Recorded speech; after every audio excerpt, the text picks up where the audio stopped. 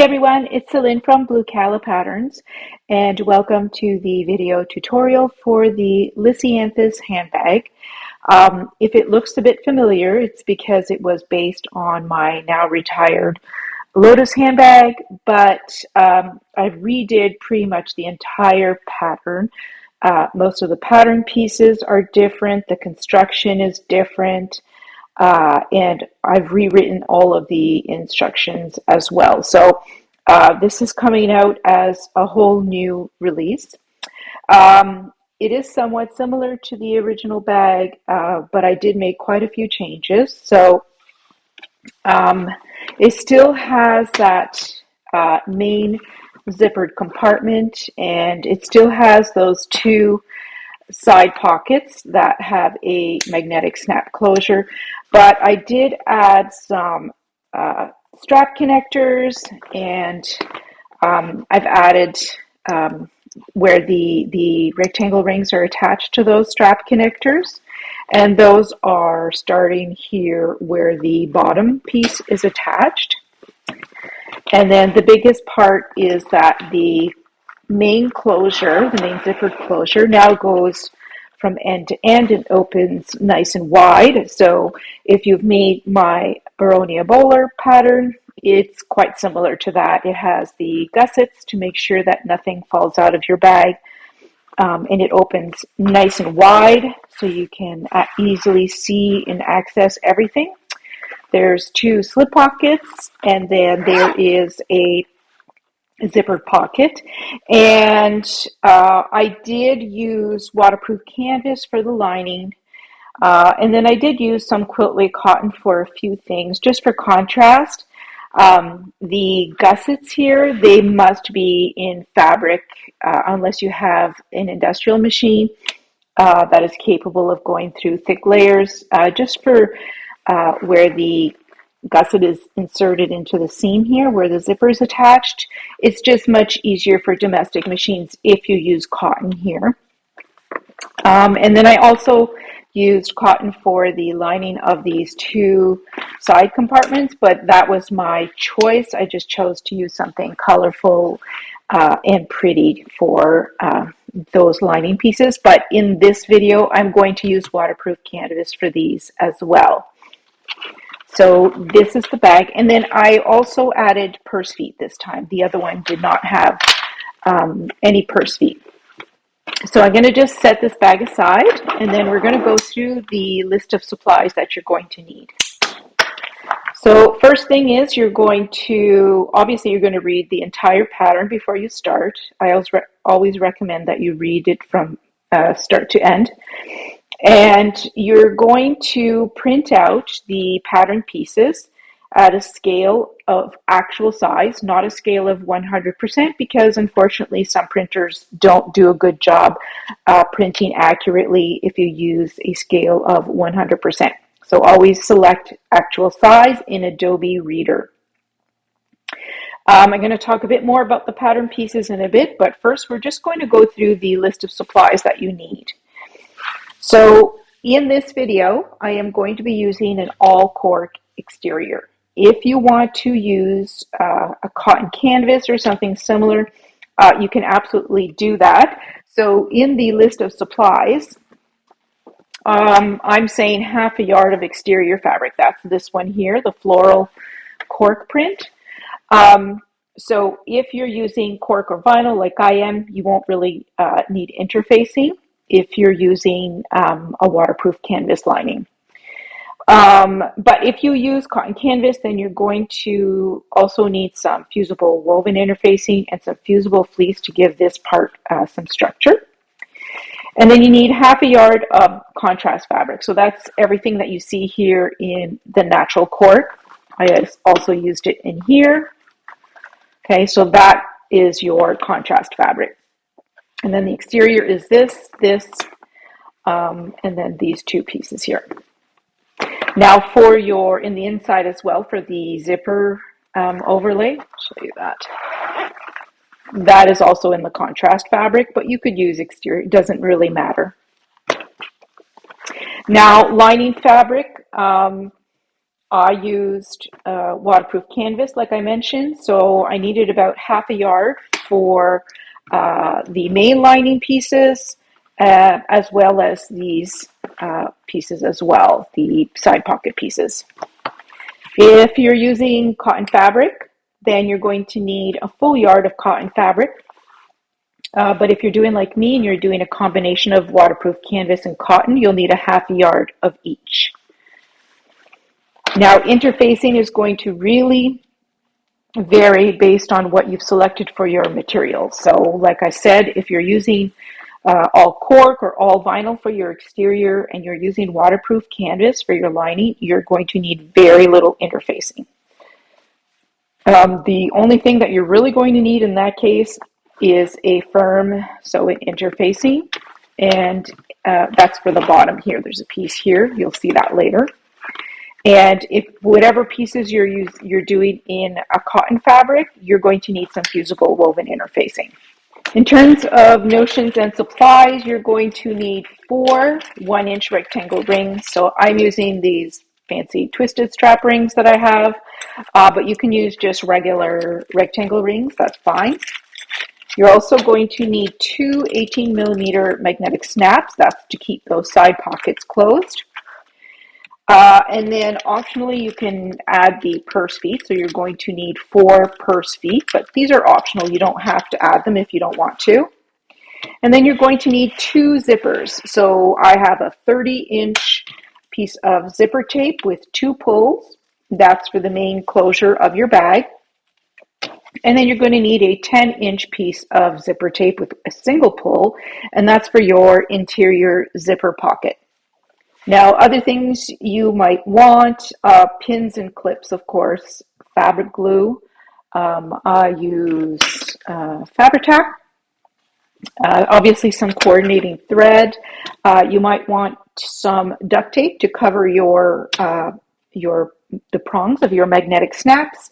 And then some double-sided tape. I usually use 2 widths. I use the 1/2-inch width, and then I also have a 1/4-inch width. Depends what I'm doing. Okay, so now we're going to go through the pattern pieces. I have mine already printed, cut out, taped together if necessary. So what you're going to do, like I mentioned before, you're printing out at actual size in Adobe Reader. You're going to need to print out 2 copies of the bottom piece. Okay, so this is the bottom piece right here. You're going to print out 2 copies of that piece, and then you'll see the center line here. You're going to tape them together. So one is flipped so that you want the mirror image. And then that's a piece that you're going to cut on the fold. If you don't like cutting on the fold, you can print an additional 2 copies and then tape together 2 more pieces at the center line and then tape them all together at the fold line. So for the accordion gusset, so just to show you on the bag, this is the bottom piece right here. And then the accordion gusset, that's these pieces in here that stops everything from falling out of your bag. So that you will also need to print out 2 copies, and one you're going to cut out at the exterior solid line, and then the second one you're going to cut out at the interior dashed line. You're also going to need to tape together. Now this is optional. Most of these pieces are cut on the fold. So what if you're cutting on the fold as well, then you're just going to be taping together the 2 main body pieces with the matching symbols at that dash line. Again, I don't really like cutting out certain pieces on the fold, so I printed another set and taped them together at the fold line. But if you don't mind cutting on the fold, then your pattern piece is going to look like this. Okay? And I did the same thing for the lining pieces as well,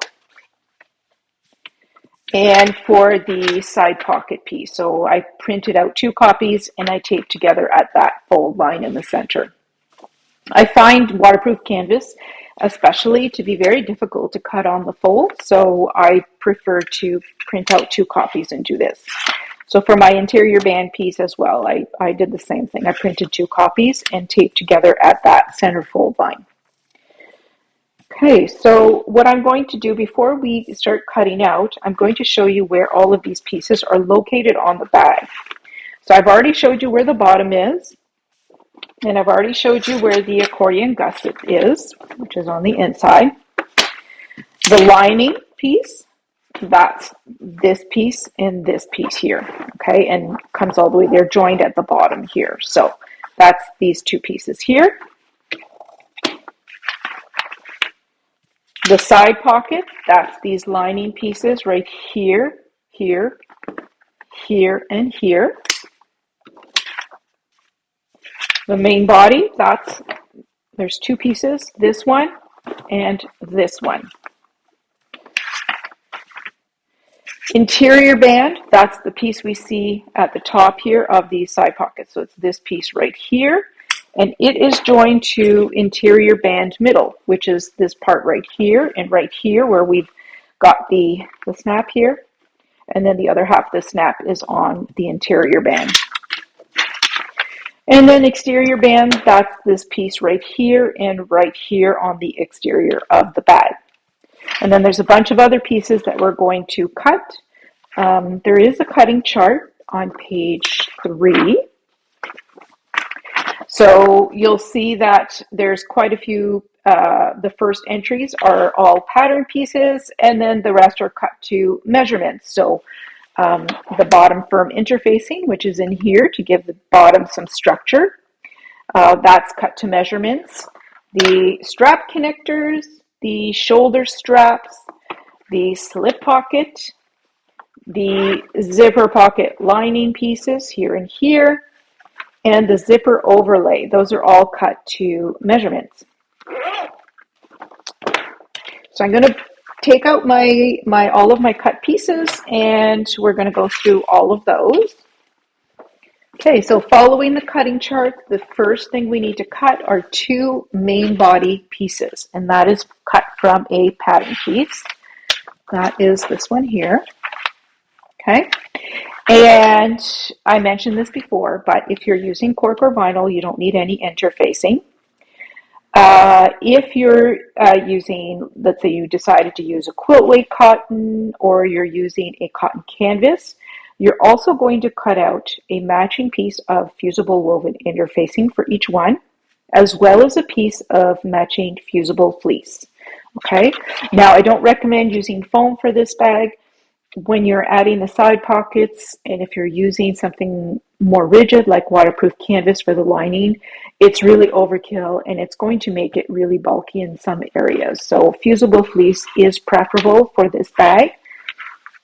Next is exterior band, and that's cut from this pattern piece right here. So this is the same thing, same instructions as for the main body. I'm going to be using cork, so no interfacing, but if you're using a fabric, you also need fusible woven interfacing and fusible fleece for these 2 pieces. Next is the bottom piece, which is cut using this pattern piece. So what I did, because I didn't want to cut on the fold, I actually placed this on the wrong side, and I drew the fold line, and then I just flipped it and then cut out the other half as well. I just don't find with thicker fabrics cutting on the fold is very accurate, so that's how I like to do it. I'm using cork, so of course no interfacing, but if you used cotton for the bottom of your bag, then I would recommend, and I don't mention it here because I'm assuming most will use cork or vinyl to make a more durable bottom. But if you do decide to use fabric, either canvas or something else, make sure that you cut fusible woven interfacing and fusible fleece for it. Next is interior band middle. Again, I'm using cork, so no interfacing, but if you're using fabric, you need interfacing. And just to remind you, this is the piece right here.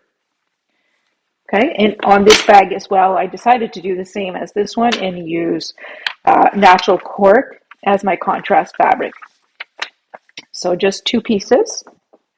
And then next is the interior band, which I also cut out of the natural cork. Again, I'm using cork, no interfacing, but with fabric, you'll want to also cut the interfacing for it.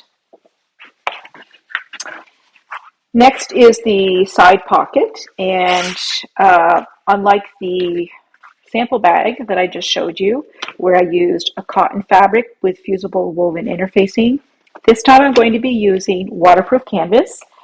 It's just faster and it gives the bag a bit more structure because it's more rigid. So you're just going to need 4 of those. And then if you're deciding to also use cotton fabric, make sure you cut out a matching fusible woven interfacing. Next is the lining pieces. Again, waterproof canvas, so no interfacing needed. If you decide to use cotton, just make sure you cut matching fusible woven interfacing. Next up is your accordion gusset. So you need to cut 4 pieces out of fabric. So I'm going to be using, there's 2 pieces here. I'm using this metallic Essex linen fabric. So I have 4 pieces in the fabric. And then I only have 2 pieces of the interfacing cut out from this smaller piece. And we're going to be fusing that. So there's going to be 2 sets for each accordion gusset, and only 1 piece of each set will have a fusible woven interfacing fused to the wrong side. Next, we're going to move on to the pieces that are cut to measurement, and this is the bottom firm interfacing. It's 12 inches by 4 3/4 inches, and we're going to put that in the bag a little bit later, but it's hidden inside the layers here. Next is your strap connectors. So you need 4 of these pieces, and they are all 10 inches by 2 inches. So that's 1, 2, 3, 4. And I'm using cork, so again, no interfacing. Next are my shoulder straps, handles, whatever. I wasn't really sure what to call them because you can make them shorter or longer and use them for different things. So I chose to make them a bit shorter, so they're more of a handle length, but I could fit them over my shoulder if I wanted to. So you can actually make yours longer if you prefer to have a longer shoulder strap. But I like the shorter strap length myself. So I did what was in the cutting chart, and I cut them. They are 2 inches wide and 38 inches long, and you're going to need 2 pieces. I'm using cork, so again, no interfacing is needed. Next is the slip pocket. And the slip pocket, I have 2 pieces of fabric and 2 pieces of matching fusible woven interfacing. And all 4 pieces are 10 3/4 inches wide by 6 inches high. And then we have our zipper pocket lining pieces. You can use waterproof canvas for these if you like. I've chosen to use that same Essex fabric. So I cut 2 out of the fabric and 2 in the matching fusible woven interfacing. And these are 10 inches wide by 7 inches high. Now the last piece is the zipper overlay, which I seem to have forgotten to cut. So I'm going to go ahead and cut it now. It's this piece right here, and you want it to be 10 inches wide by 2.5 inches high. And I did put some rounded corners on mine. I'll show you. I have a ruler that I use to do that. But if you don't have a rounded corner ruler, you can do it with anything that's round. I just place it and draw out the rounded corner and cut it out. You can also leave it as a rectangle piece. That is fine. Now, one important thing about the zipper overlay, that it must be in a non-fraying material because it does have raw edges. I used cork, and then I sealed the edges with some fray check.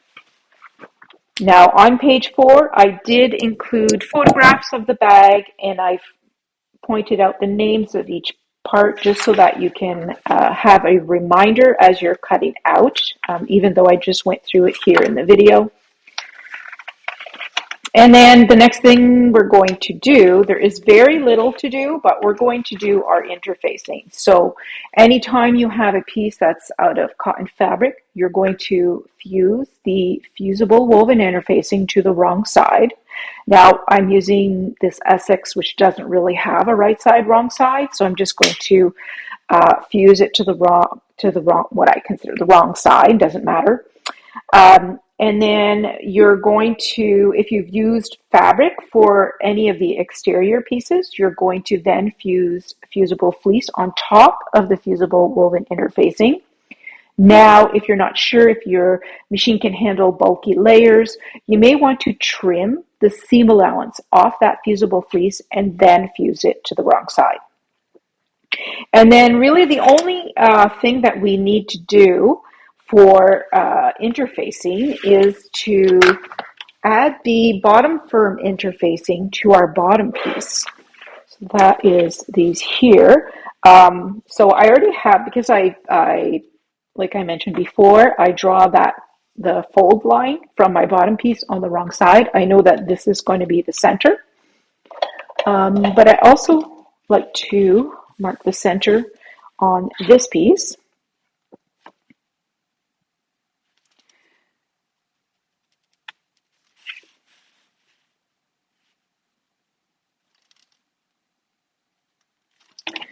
And so now I have some center marks on this piece. That way there I can line it up properly. And I'm going to use double-sided tape, and I am going to stick this to the bottom. But then I'm also going to go over to my machine and I'm just going to sew it on. I like to do a bit of decorative stitching. If you see here, I just sewed all the way around the rectangle piece and then I did a big X in the middle. So, but you can do whatever you like. I do recommend sewing it a little bit if you use double-sided tape. If you use glue, that's not as critical. You can just, the glue usually does a pretty good job of sticking it on properly. But with double-sided tape, I like to be sure and sew it on as well.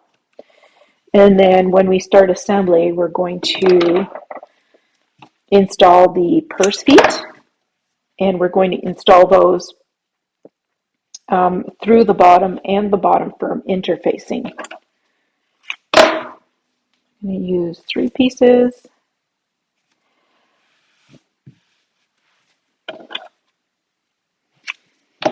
These are my glue scissors, full of glue. Then just take off the backing.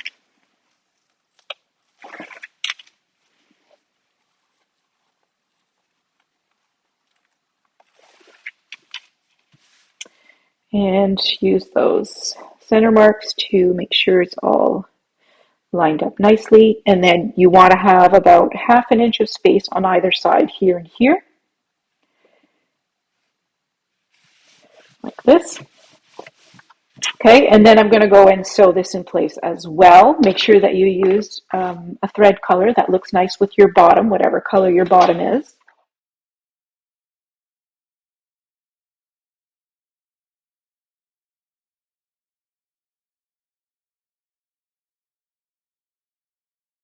Okay, I've sewn on the piece of interfacing, and the next thing we're going to do in this video, and the last thing we are going to do, is install our purse feet. So you'll see on the bottom pattern piece that I did include some marks for the installation of your purse feet. So I'm just going to start by punching out a hole in that mark.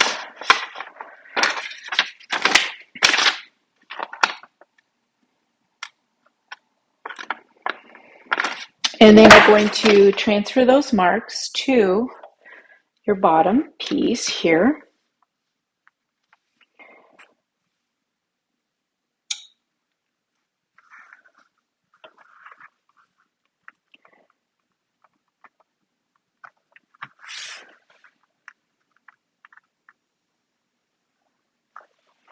Okay, and then this one didn't really work.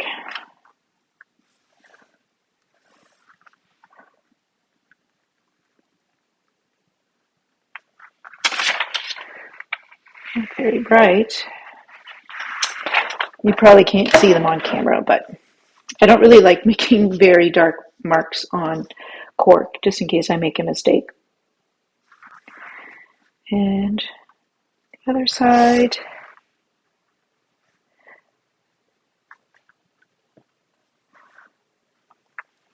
And then we are going to use our hole punch again to punch out the holes.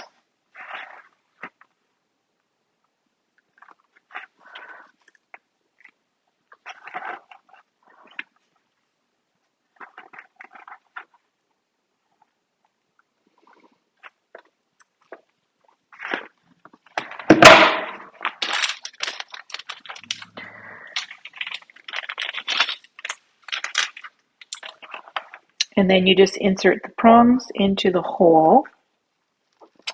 I think my hole punch needs to be sharpened.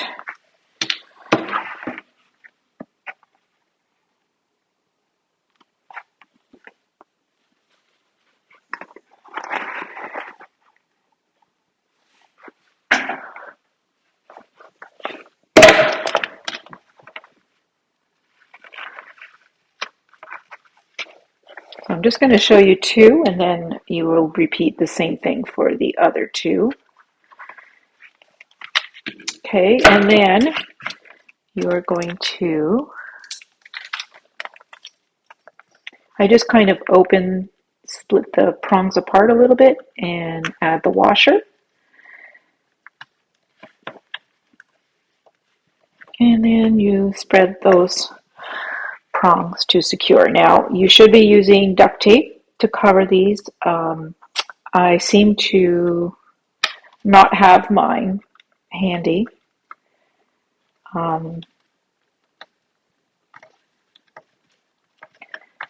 So I will just put a piece of tape, regular tape, which you really shouldn't do. You should really use something stronger like a duct tape. Go, and then you're going to repeat the same thing for the purse feet on this end.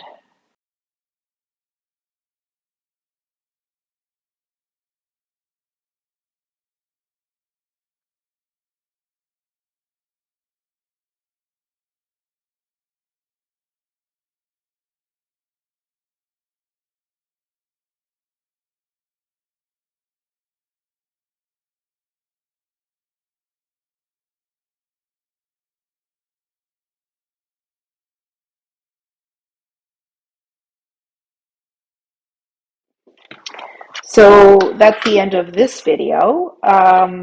We are going to start the exterior assembly of our bag in the next video. So you can set aside this piece for now and then move on to the next video.